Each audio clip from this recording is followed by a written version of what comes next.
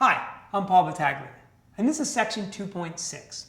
Students come into Section 2.6 having looked at a variety of functions, and their inventory now is quite large. But it's time to look at two more types, inverse functions and specifically inverse trigonometric functions. So the essential question we would like students to answer at this point is, how do I derive inverse functions and how do I derive inverse trigonometric functions? I think a great way to start off here is to look at a graphical exploration. This will help us address MPAC number 1, making a conjecture based on the use of a graphing utility. Now, along the lines of these last couple sections, we've also been addressing mathematical practice number 3, trying to select appropriate strategies for how to derive some of these problems. What might be best is, after maybe an exploration, we remind the students, what is an inverse function? How does it look? Remember that an original function has points x, y, and an inverse function has points y, x. So then we move into Theorem 2.17. And in this theorem, we talk about the rule necessary for deriving an inverse function, which can be very abstract, and the notation can be a little bit tricky. Often in these times, what I'll do is I'll give my students a different notation. For instance, I might say the derivative of a function at point A times the derivative of the inverse function at point B is always equal to 1.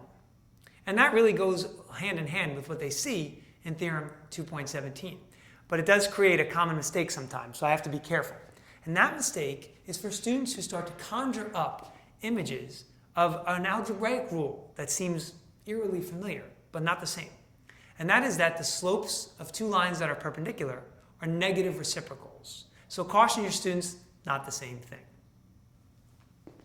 Where do we go from here? Well, we go to Theorem 2.18, which lays out the derivatives of all 6 inverse trig functions.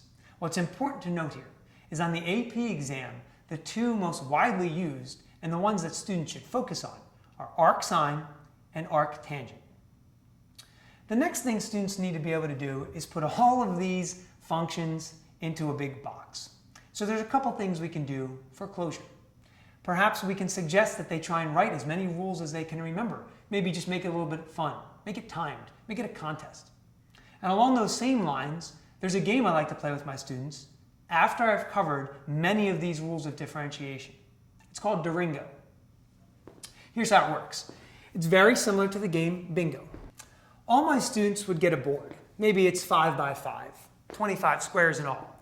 And all of the squares are filled with answers, derivatives of original functions. Then they'd get a separate paper that has 25 problems. And then the race begins. We're asking students to derive those 25 problems, find their answer on the board, and then just as in Bingo, we're looking for the students who come up with 5 down, or 5 across, or 5 diagonally, and who can do it the quickest.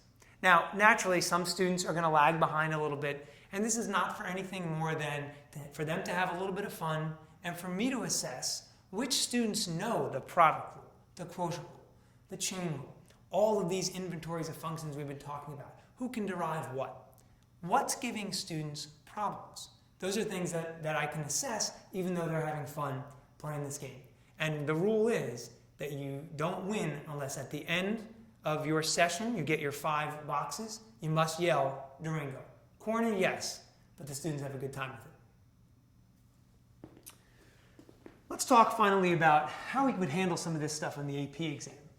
I think what we want to expose our students to is we want to expose them to tables. We want them to see not just functions, but we want them to see this in a different light, not just analytically, numerically. Can you take a table of values and can you find the derivative of an inverse function? You might extend it a little bit and you might say, can you write the equation of the derivative of an inverse function or the equation of a tangent line to an inverse function? These are things that we want students to try and pick up on and extend the learning experience. I hope these tips have been helpful. I'm sure you'll find much success in Section 2.6.